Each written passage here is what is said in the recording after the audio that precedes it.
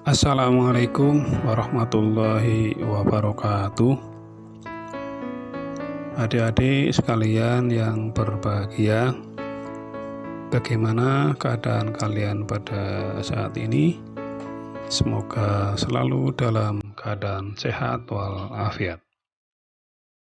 Baik, untuk kali ini adalah pertemuan yang ketiga atau pada part 3, masih dengan pembelajaran IPA dengan materi simbiosis.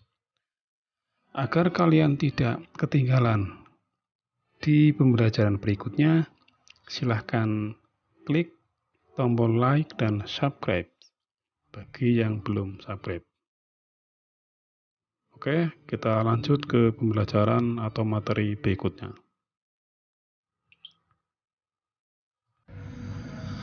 Tahukah kalian apa yang dimaksud dengan simbiosis itu? Simbiosis adalah hubungan timbal balik antara dua makhluk hidup. Coba kalian lihat video di samping. Itu adalah salah satu contoh simbiosis, yaitu simbiosis komensalisme.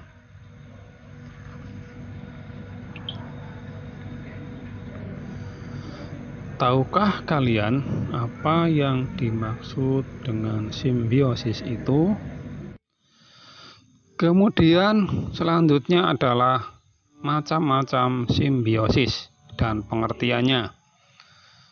Yang pertama adalah simbiosis mutualisme. Maksudnya adalah hubungan dua makhluk hidup yang saling menguntungkan. Lalu yang kedua adalah simbiosis komensalisme. Apa yang dimaksud dengan simbiosis komensalisme? Yaitu hubungan dua makhluk hidup yang satu mendapatkan keuntungan dan yang lain tidak dirugikan.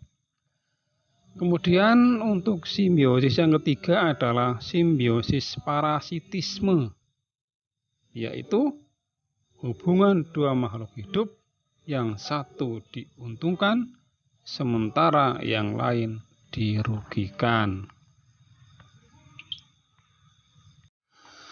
Berikut adalah contoh simbiosis. Yang pertama, simbiosis mutualisme, yaitu hubungan antara kupu-kupu dan bunga.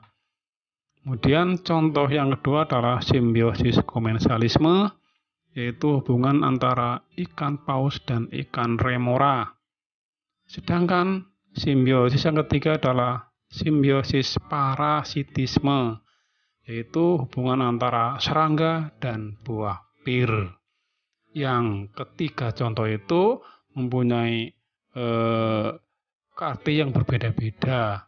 Kalau yang pertama sama-sama untung, yang kedua satu diuntungkan, satu tidak dirugikan, yang ketiga satu diuntungkan, satu dirugikan.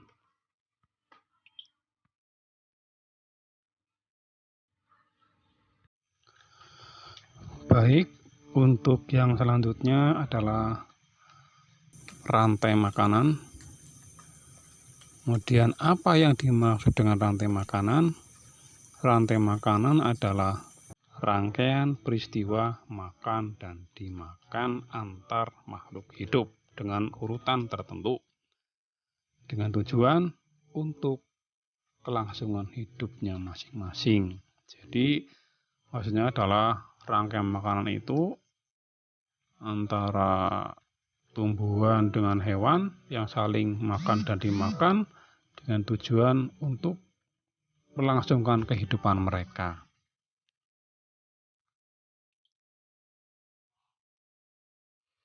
Adik-adik sekalian yang berbahagia, mari kita pelajari bersama tentang pengertian produsen, konsumen, dan pengurai. Produsen adalah makhluk hidup yang dapat membuat makanannya sendiri. Artinya, mencari makanan sendiri, tidak bergantung kepada makhluk lain, karena itu makanannya berasal dari nutrisi tanah. Kemudian konsumen adalah makhluk hidup yang makanannya bergantung pada organisme lain. Artinya makhluk hidup yang makannya tergantung pada makhluk lain atau binatang lain atau tumbuhan lain. Seperti halnya ular makan tikus, tikus makan tanaman padi. Sementara pengurai adalah pemakan terakhir dalam suatu rantai makanan yang berperan sebagai pengurai organik atau mengembalikan nutrisi ke dalam tanah. Adanya ketika konsumen sudah mati, maka akan kembali diurai oleh bakteri, kemudian akan kembali ke dalam tanah menjadi nutrisi di dalam tanah, seperti itu.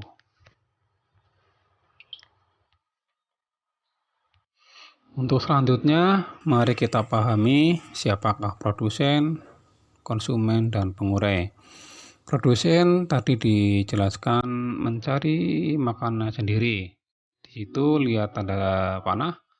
Produsen adalah tanaman padi sebagai produsen. Kemudian konsumen itu ada banyak ya.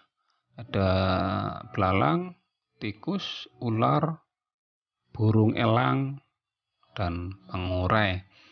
Itu konsumen ya. Konsumen, kalau pengurai itu bukan termasuk konsumen, tapi memang ya konsumen terakhir. Cuman itu tidak bergantung kepada makhluk lain. Jadi memang pengurai memang otomatis ketika konsumen mati, maka akan otomatis termakan oleh bakteri atau menjadi pengurai.